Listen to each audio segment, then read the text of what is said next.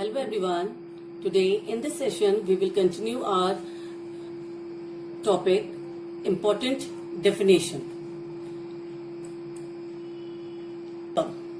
Now in this video I will explain you two important concepts, that is the previous year and assessment year. Previous year means गत वर्ष. Assessment year जिसको हम हिंदी में कहते हैं कर निर्धारण वर्ष. सबसे पहले हम बात करेंगे असेसमेंट ईयर. असेसमेंट ईयर में एक वर्ड है असेसमेंट. असेसमेंट का मीनिंग क्या है कि आप जिस पर्सन की टैक्स लायबिलिटी निकाल रहे हैं, मतलब उसका असेसमेंट करना, उसका टैक्स का कंप्यूटेशन करना. हम ये चेक करते हैं कि उस पर्सन की टोटल इनकम क्या है, टैक्स लायबिलिटी कितनी बनेगी. तो दैट मीन्स असेसमेंट. तो असेसमेंट का मतलब क्या हुआ? असेसमेंट का मतलब होता है computation of tax, computation of total income, मतलब चेक करना पर्सन की टोटल इनकम कितनी है और उसकी टैक्स लायबिलिटी कितनी. Assessment year. असेसमेंट ईयर को हमने इनकम टैक्स में सेक्शन 2(9) में डिफाइन किया गया है. As per section 2(9) of the income tax act 1961 states that assessment year means the 12 months period beginning on the first day of April every year. Section 2(9) में income tax में define किया गया है कि असेसमेंट ईयर कौन सा year है? 12 months period है, और जो हमेशा स्टार्ट होता है first day of April every year. मतलब हर साल जो 1 अप्रैल होता है उस डेट से आपका असेसमेंट ईयर स्टार्ट हो जाता है. और एंड कहां पे होता है? क्योंकि 12 मंथ्स पीरियड है, इट मीन 12 मंथ्स पीरियड है, तो एंड कहां पे होगा? 31 मार्च ऑफ नेक्स्ट ईयर. अगर हम करंट ईयर की बात करें, इस समय आपका कौन सा ईयर स्टार्ट हो चुका है? 1 अप्रैल से आपने 1 अप्रैल 2020 स्टार्ट हुआ है. तो 1 अप्रैल 2020 स्टार्ट हुआ है, ये एंड कब होगा? नेक्स्ट ईयर 2021 में. और कौन सी डेट में एंड होगा? 31 मार्च. लेकिन आपको इस ईयर टैक्स पे करना है. तो इस ईयर कौन सी इनकम पे आप टैक्स पे करेंगे? जो आप ऑलरेडी अर्न कर चुके हैं. तो कौन सी ईयर की इनकम आप जो है ऑलरेडी अर्न कर चुके हैं? That is the previous year.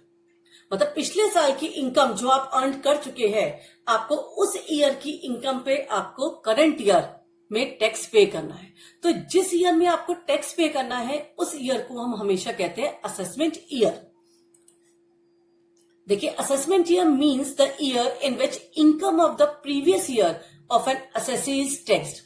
तो असेसमेंट ईयर कौन सा ईयर होगा? हमेशा जिस ईयर में असेसी की इनकम पे टैक्स इम्पोज किया जाएगा.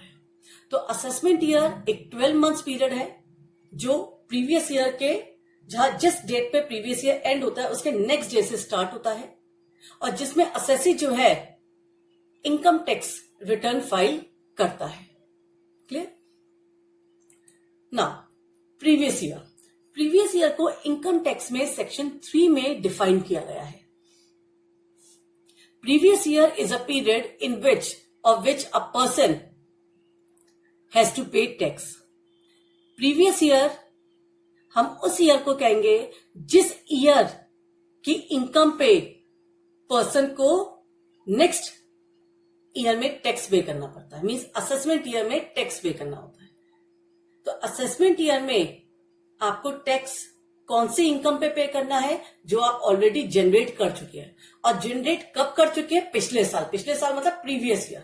तो हमेशा प्रीवियस ईयर की इनकम पे ही आपको टैक्स पे करना होता है. तो प्रीवियस ईयर क्या है? It is a financial year in which you earn your income. ये फाइनेंशियल ईयर है जिसमें आप अपनी इनकम, आय जनरेट करते हैं, इनकम को जनरेट करते हैं, अर्न करते हैं. As per section 3 of the Income Tax Act 1961, the term previous year means the financial year immediately preceding the assessment year. Financial year भी आपका बिगिन होता है 1 अप्रैल से और एंड होता है 31 मार्च. तो आपका प्रीवियस ईयर भी स्टार्ट होगा 1 अप्रैल से और एंड होगा 31 मार्च में. तो आप अगर पूरा टोटल को दोनों को कंबाइंड करें तो आपका प्रीवियस ईयर और असेसमेंट ईयर क्या कहलाएगा? सी, जिस ईयर में आप इनकम अर्न करेंगे, ये है आपका जिस ईयर में आप इनकम अर्न करेंगे उसको हम कहेंगे प्रीवियस ईयर. क्लियर? और जिस ईयर में इस इनकम पे, ये जो इनकम है इस पे टैक्स इम्पोज होगा, उस ईयर को हम कहेंगे असेसमेंट ईयर। नाउ सी, आपका जो फाइनेंशियल ईयर इस समय चल रहा है वो कौन सा कब स्टार्ट हुआ है? 1 अप्रैल 2020 से, और एंड कहां पे होगा? 31 मार्च 2021। ये ईयर अभी कंप्लीट नहीं हुआ है, तो इस ईयर में हम टैक्स पे करेंगे। इस ईयर में आपका टैक्स, आपको असेसमेंट किया जाएगा। आपका जो भी पर्सन है जिसको टैक्स पे करना है उसकी इनकम को असेस किया जाएगा और टैक्स लायबिलिटी कैलकुलेट होगी। तो ये जो ईयर आपका अभी करंट में आपका चल रहा है, दैट इज फ्रॉम 1 अप्रैल 2020 से स्टार्ट हुआ है और 31 मार्च 2021 में ये एंड होगा नेक्स्ट ईयर। तो इस ईयर को हम क्या कहेंगे? Assessment year. हम असेसमेंट ईयर इस ईयर को क्यों कह रहे हैं? क्योंकि इस ईयर में हम टैक्स पे कर रहे हैं, और इस ईयर में जो टैक्स पे किया जा रहा है वो किस इनकम पे किया जा रहा है? जो हम पिछले साल अर्न कर चुके हैं। प्रीवियस ईयर मीन्स कि जिस ईयर की इनकम पे हमें टैक्स पे करना है, और किस ईयर टैक्स पे करना है? Assessment year. तो अगर करंट ईयर की बात करें, हम इस समय की प्रेजेंट की बात करें, तो प्रेजेंटली हमारा कौन सा ईयर चल रहा है? दैट इज 1 अप्रैल 2020 से स्टार्ट हुआ था और ये एंड होगा 31 मार्च 2021 नेक्स्ट ईयर। ये ईयर अभी कंप्लीट नहीं हुआ है। इट मीन्स इस ईयर की हम इनकम को कैलकुलेट नहीं कर सकते, कंप्यूट नहीं कर सकते। इट मीन्स जो करंट ईयर की इनकम जो अभी हमने जनरेट नहीं की, उस पर हमारी टैक्स लायबिलिटी कैलकुलेट नहीं की जा सकती। तो असेसमेंट ईयर में जो हम टैक्स लायबिलिटी कैलकुलेट कर रहे हैं वो किस ईयर की इनकम पे कर रहे हैं? ये जो असेसमेंट ईयर, ये असेसमेंट ईयर हमें इस समय कौन सा माना जाएगा? 2020-21। और इस ईयर में हम जो टैक्स पे कर रहे हैं वो किस ईयर की इनकम पे कर रहे हैं? जो प्रीवियस ईयर। तो हम बात कर रहे हैं 1 अप्रैल 2019 से स्टार्ट हुआ था प्रीवियस ईयर और एंड हुआ था इस ईयर जो 31 मार्च 2020 में। तो ये कौन सा ईयर था? ये फाइनेंशियल ईयर था जिसमें हम इनकम जनरेट कर चुके हैं, और जो प्रीवियस ईयर में जो हमने इनकम जनरेट की है उस पर हमें टैक्स पे करना है। कौन सी ईयर में? 1 अप्रैल 2020 से 21 का जो ईयर है दैट इज असेसमेंट ईयर में हमें टैक्स पे करना है। तो अगर हम इस समय जितने भी आप क्वेश्चन सॉल्व करेंगे एट करंट, जो आपका असेसमेंट ईयर है दैट इज 2020-21 है, क्योंकि इस ईयर में हम टैक्स लायबिलिटी कंप्यूट कर रहे हैं। और किस ईयर की इनकम पे हम टैक्स लायबिलिटी कंप्यूट कर रहे हैं? 2019-20, and that is called the previous year. तो अगर हम शॉर्ट में देखें तो हमारा प्रीवियस ईयर और असेसमेंट ईयर मेनली क्या है? आपका प्रीवियस ईयर कौन सा ईयर है? Previous year means the financial year immediately preceding the assessment year. तो हमारा फाइनेंशियल ईयर प्रीवियस ईयर कौन सा है? हम प्रीवियस ईयर उस फाइनेंशियल ईयर को कहेंगे जो जस्ट असेसमेंट ईयर के प्रिसीडिंग है, जस्ट पहले है।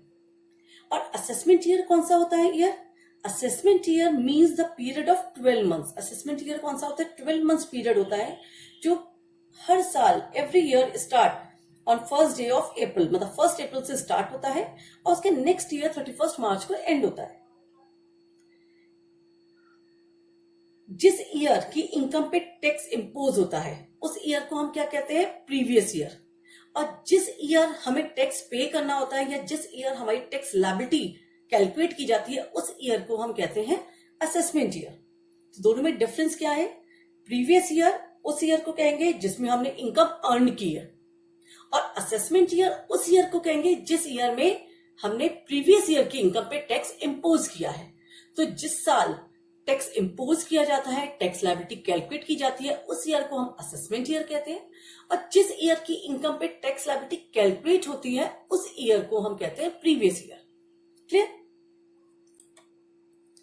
लेकिन एक प्रीवियस ईयर में कुछ कॉन्सेप्ट है कि हमने अभी कहा कि प्रीवियस ईयर 12 मंथ्स पीरियड है, लेकिन अगर कोई न्यूली सेटअप बिजनेस है, अगर आपने फॉर एग्जांपल इस समय आपका प्रीवियस ईयर कौन सा है? 2019-20, और जो असेसमेंट ईयर है वो है 2020-21 जो चल रहा है, करंट ईयर जो चल रहा है। लेकिन अगर आपने प्रीवियस ईयर में कोई आपने बिजनेस सेटअप किया नया, और प्रीवियस सेटअप किया है 1 अप्रैल को आपने सेटअप नहीं किया है, आपने फॉर एग्जाम्पल 1 जुलाई को सेटअप किया है, तो अगर आपने बिजनेस 1 जुलाई को सेटअप किया है तो आपकी इनकम कब से जनरेट हुई? 1 जुलाई 2019 से। और 1 जुलाई 2019 से अगर जनरेट हो रही है तो आपका प्रीवियस ईयर भी कब से स्टार्ट माना जाएगा? 1 जुलाई 2019 को। See, for a newly setup business और a profession the first previous year, जो पहला प्रीवियस ईयर होगा, will start from the day from which that business और प्रोफेशन एज कमेंस्ड।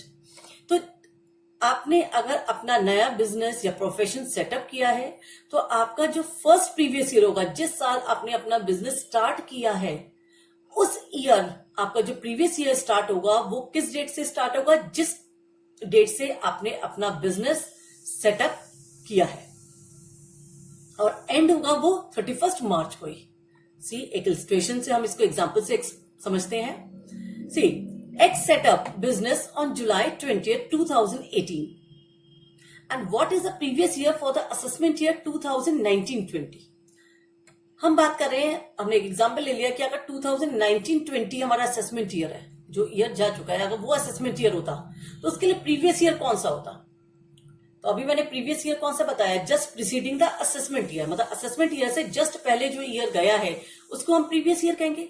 तो अगर यहाँ पे हाईलाइट किया गया है कि जो असेसमेंट ईयर है वो कौन सा है? 2019-20, इट मीन आपके अकॉर्डिंग इसका प्रीवियस ईयर कौन सा होना चाहिए? 2018-19। लेकिन एक्स ने जो बिजनेस स्टार्ट किया है वो जुलाई 2018 में स्टार्ट किया है, और आपके अकॉर्डिंग आपका प्रीवियस ईयर स्टार्ट हुआ है 1 अप्रैल 2018 से, लेकिन इसका बिजनेस स्टार्ट हुआ है 20 जुलाई। तो जिस पर्सन ने भी अपना बिजनेस सेटअप किया है उसका जो फर्स्ट प्रीवियस ईयर होगा वो कब से स्टार्ट माना जाएगा? जिस डेट से उसने बिजनेस स्टार्ट किया है। तो उसके लिए 1 अप्रैल स्टार्टिंग नहीं होगी, उसके लिए स्टार्टिंग कौन सी डेट होगी? जिस ईयर उसने बिजनेस सेटअप किया है। तो इसने बिजनेस कब सेटअप किया है? इसने बिजनेस सेटअप किया है 20 जुलाई, इट मीन इसका प्रीवियस ईयर कब से स्टार्ट होगा? 20 जुलाई 2018, और एंड कहां पे होगा? 31 मार्च 2019, क्योंकि हमेशा स्टार्ट होता है और एंड होता है नेक्स्ट ईयर में। तो देखिए, previous year for the assessment year, assessment year यहां पे क्या पूछा गया आपसे? 2019-20, तो इसके लिए प्रीवियस ईयर होगा 2018-19। तो प्रीवियस ईयर क्या होगा इसका? इस पर्सन के लिए, एक्स ने जो बिजनेस सेटअप किया है 20 जुलाई 2019, तो इसके लिए प्रीवियस ईयर जो स्टार्ट होगा वो जुलाई 20 से स्टार्ट होगा, 20 जुलाई से स्टार्ट होगा, और एंड होगा 31 मार्च 2019। तो मिस्टर एक्स के लिए उसका प्रीवियस ईयर क्या है? 20 जुलाई 2018 से लेकर 31 मार्च 2019। इसके लिए 1 अप्रैल नहीं है, क्योंकि इसका बिजनेस 1 अप्रैल में स्टार्ट नहीं हुआ था, लेकिन नेक्स्ट ईयर से इसका 12 मंथ्स पीरियड हो जाएगा, क्योंकि इसका ऑलरेडी बिजनेस स्टार्ट हो चुका है। तो ऐसी कंडीशन में अगर आपने अपना बिजनेस स्टार्ट किया है तो जिस ईयर में आपने अपना बिजनेस स्टार्ट किया है उस ईयर में प्रीवियस ईयर जो वो 12 मंथ से कम भी हो सकता है। क्यों कम हो सकता है? क्योंकि जिस दिन आप बिजनेस स्टार्ट करेंगे उसी दिन से आपका प्रीवियस ईयर कंसीडर किया जाएगा, उस साल, केवल उसी समय, लेकिन नेक्स्ट ईयर से फिर वो 1 अप्रैल से काउंट किया जाएगा। क्लियर? Thank you.